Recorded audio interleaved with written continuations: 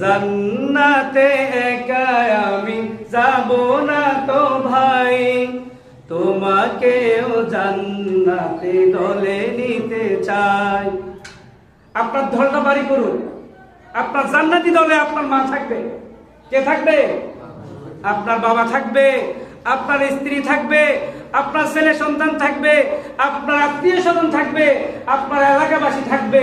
আপনার জান্নাতি দলটা কি করুন? ভারী দরকার আছে না নাই?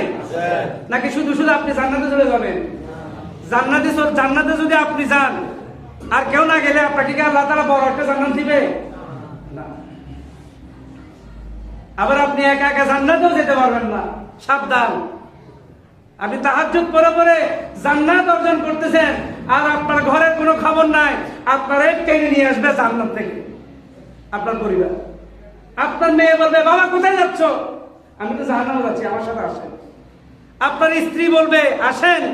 আপনার বোন বলবে, ভাই আসো, যাওয়ার দরকার নাই, তুমি জান্নাতে। দুনিয়াতে আমার কিছু বলো নাই।